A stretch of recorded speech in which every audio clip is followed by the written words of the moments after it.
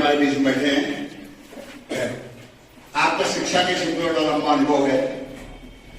हमारे आप सामान्य घरों के बच्चे हैं। बहुत से लोगों की पढ़ाई बीच में छूट जाती है, बहुत लोगों की पढ़ाई बीच में छूट जाती है, पढ़ नहीं पाते, या लड़कियों की जल्दी शादी हो जाती है, पढ़ नहीं पाते। तो NIOS का है national institute of open schooling. तो ओपन स्कूल का कॉन्सेप्ट आज के 20-25 साल पहले आया हिंदुस्तान में। पहला शुरू किया गया, उसको हम घर पे रहते पढ़ सकते हैं। प्राइवेट से इतर है ये। प्राइवेट में क्या होता है, फॉर्म भर दिया उसको मतलब नहीं है।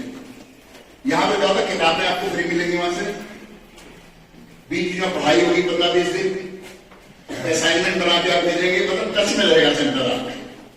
ये केंद्र नेशनल ओपन स्कूल के लिए मान्यता प्राप्त है। हमने आपकी तरफ से रिक्वेस्ट की थी कि यहां बना करके हमारे बच्चों को NIOS के बारे में, प्लस कैसे अपना व्यक्तित्व विकास करें, इनका सबसे बड़ा सेक्टर है मोटिवेशन।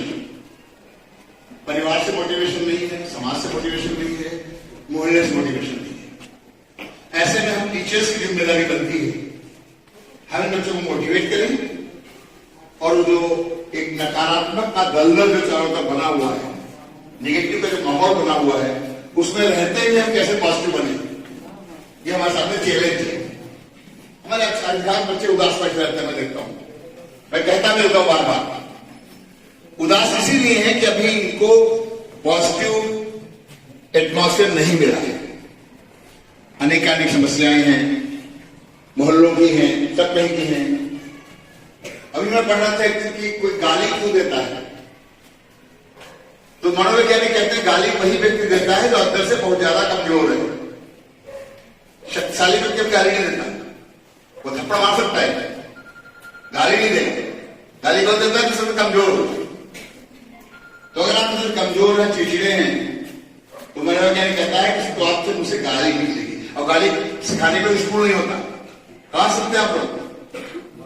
घरों में सीखते हैं। फिर बच्चा हुआ कहां सीखते हैं? मोहल्ले में।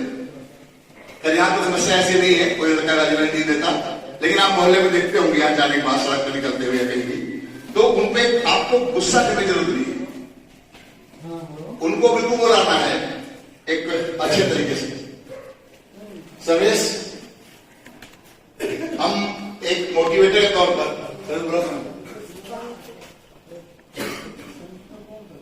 मैं एक मोटिवेटर के तौर पर आपको दिखाना चाह रहा था कैसे बच्चे, साधारण घर के, अत्यंत गरीब घर के बच्चे कैसे आगे निकलते हैं।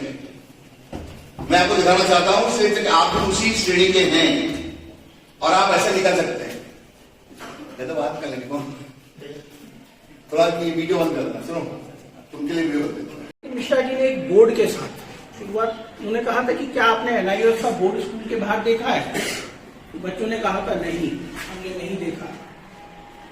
मैं बोर्ड के उदाहरण से, एग्जाम्पल से आपको समझाने की कोशिश करता हूँ। क्या है, एक बच्चे का 6ठी क्लास में दाखिला हुआ और वो बच्चा साइकिल से स्कूल आता था, टाइम से पहुंचता था, कभी कोई दिक्कत नहीं थी। एक बार ऐसा हुआ, मतलब 10-15 दिन क्लास अटेंड करने के बाद उसको देर हो गई। टीचर ने सोचा शायद किसी वजह से देर हो गई होगी, कोई बात नहीं, कोई बात नहीं होगी। लेकिन उस दिन से वो लगातार लेट होने लगा, 15 मिनट, 10 मिनट, 5 मिनट। आखिर टीचर कब तक इग्नोर करती है? तो प्रिंसिपल साहब ने, मिश्रा जी की तरह प्रिंसिपल साहब थे, और उन्होंने पूछा कि क्या कारण है, देखो नहीं से आते थे, क्यों देर होने लगी? उसने बताया कि साहब स्कूल के बाहर एक बोर्ड लगा हुआ है थोड़ी दूरी पर, और उस पर लिखा है आगे स्कूल है, कृपया धीरे चलें। बच्चा कहता है जैसे ही मैं वो बोर्ड पढ़ता हूँ मैं धीरे चल लेता हूँ, साइकिल से उतर जाता हूँ और पैदल पैदल आता हूँ, गलती हो जाती है। मेरी तो गलती नहीं है, आपने स्कूल के बाहर बोर्ड ही ऐसा लगवा रखा है, उस पर लिखा है कि आगे स्कूल है, कृपया धीरे चलें। मैं बहुत कोशिश करता हूँ कि घर से जल्दी निकलूं, लेकिन फिर देर हो जाती है। तो आप ये बताइए, क्या वो बोर्ड उस बच्चे के लिए लगाया गया था हमने? नहीं, वो था वाहनों के लिए, वाहन चालकों के लिए, ताकि कोई एक्सीडेंट ना हो, वो ध्यानपूर्वक अपने वाहन को चलाएं और स्कूल का ध्यान में रखते हुए बच्चे बहुत तेजी से निकलते हैं, आते जाते हैं। तो बात ये आ रही थी कि जो हमें कहना है, अगर हम वो सही जगह सही लोगों को कहें तो उसका फायदा होता है, अदरवाइज उसका गलत इंप्रेशन जाता है। तो मेरे लिए या मिश्रा जी के लिए या संदेश जी के लिए आपसे बढ़िया और कौन होगा अपनी बात को कहने के लिए। आप हमारी नई पीढ़ी हैं, भविष्य है, तो आपको बहुत कुछ जानना है, सीखना है, समझना है। बार बार आपको बताया गया कि सिर्फ किताबी ज्ञान ही काफी नहीं होता। किताबी ज्ञान तो आप घर पर भी लेकर पढ़ सकते हो। आपने देखा होगा बहुत बड़े बिजनेसमैन है, बड़े बड़े बिजनेस एम्पायर्स होंगे, वो पूरा पूरा स्कूल अपने घर में अपने बच्चों के लिए चला सकते हैं। अगर मैं नाम लेकर ही बात करूं मुकेश अंबानी की, उनके 3 या 4 बच्चे हैं, तो पूरा स्कूल, पूरा प्रिंसिपल, पूरा सारे सब्जेक्ट टीचर घर पे आए, बच्चे को पढ़ाएं, फिर भी उनके बच्चे स्कूल जाते हैं। क्यों? हो सकता है उनका स्कूल थोड़ा बढ़िया हो, पर आप भी स्कूल आते हैं। स्कूल आने से बच्चे की ओवरऑल पर्सनैलिटी डेवलपमेंट होती है, जो घर में रहकर नहीं हो सकती। जीवन को व्यवहारिक बनाने के लिए किताबी ज्ञान ही काफी नहीं है। किताबी ज्ञान तो आपको मिल ही रहा है, वो तो आप सब पढ़ ही रहे हैं, लेकिन उसके अलावा बहुत सारी चीजें होती हैं वो आप सिर्फ स्कूल में आकर सीखते हैं। जैसे जब हम अंदर आए, आपको किसी ने नहीं कहा कि आपको खड़े होना है, लेकिन आप सभी खड़े हुए। ये आपको सिखाया गया, बताया गया, आपके व्यवहार में ये बात आई। ठीक, विषय ने एकदम कहा भाई जंगल तो नहीं है, सब शांत, सब अच्छे शांत बैठे। मैंने इतनी जगह मीटिंग्स करी हैं, इतने स्कूल्स देखे हैं, मैं खुद 17 साल तक टीचर रहा हूं, मुझे इतने बढ़िया बच्चे आज तक नहीं मिले, कोई कुसर नहीं। अदरवाइज बच्चे बोल जाते हैं।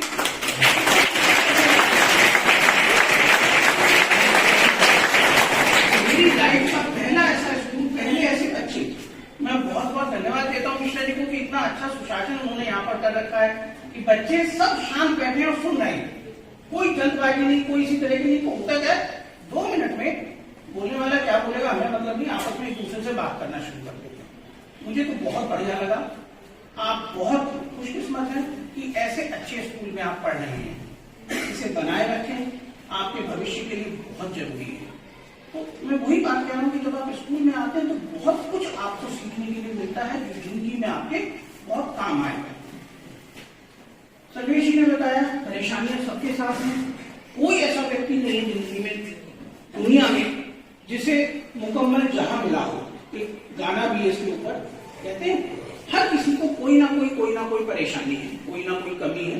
भगवान ने किसी को संपूर्ण नहीं बनाया, लेकिन जो दिया है उसका तो हम धन्यवाद दें, उसके लिए तो उसका शुक्रिया अदा करें।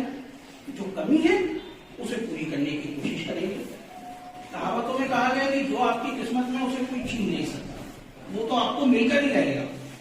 सिर्फ आपको प्रयास करना है, कोशिश करते रहिए, सफलता कभी ना कभी जरूर मिलेगी।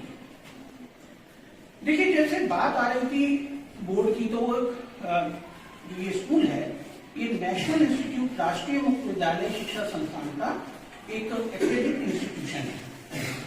आज जो मुझे यहाँ बुलाया गया उसकी बात का बड़ा फायदा हुआ कि अभी बहुत जल्दी ही आपके स्कूल में कुछ व्यवसायिक पाठ्यक्रम शुरू हो जाएंगे। अभी विषय से बात हुई है, बेकरी एक कोर्स हो सकता है, सर्वेश ने कटिंग एंड उसका बताया था, हेयर कटिंग का, वो भी एक कोर्स यहाँ हो सकता है। कटिंग एंड ट्रेनिंग एक कोर्स होता है, रोबोटिक्स यहाँ पर चल रहा है। इस तरह के कुछ कोर्सेज यहाँ शुरू होंगे जो व्यवसाय पाठ्यक्रम के रूप में होंगे, जिन लोगों को आप कर उन्हें क्वालिफाई करके या तो अपना खुद का व्यवसाय कर सकते हैं या कहीं नौकरी पा सकते हैं। जब हम राष्ट्रीय मुक्त विद्यालय शिक्षण संस्थान की बात करते हैं तो उसको समझने से पहले कुछ चीजें समझनी जरूरी है कि भारत दुनिया में, मैं बहुत ज्यादा नहीं बताऊंगा क्योंकि ऐसी 1000 चीजें हो सकती हैं जिनमें भारत जो है वो दुनिया में नंबर 1 है, लेकिन 2-3 चीजों को समझना पड़ेगा आपको। जैसे इंडियन रेलवे जो है, मानकर चलिए इस समय वर्ल्ड की लार्जेस्ट रेलवे है जो पैसेंजर्स को कैरी कराती है, एक जगह से दूसरी जगह ट्रेवल कराती है। हमारी इंडियन आर्मी वर्ल्ड की largest army. Indian postal department world का लार्जेस्ट पोस्टल डिपार्टमेंट। अगर किसी बच्चे ने कभी एडवर्टीजमेंट देखा हुआ है, मारुति का एडवर्टीजमेंट आता था किसी जमाने में, जिसमें वो बताते थे कि दूर देहात जहां कोई नहीं जा सकता वहां मारुति का सर्विस स्टेशन आपको मिलेगा। इंडियन ऑयल के बारे में कहा जाता है पत्थर फेंकिए जहां वो पत्थर गिरेगा हो सकता है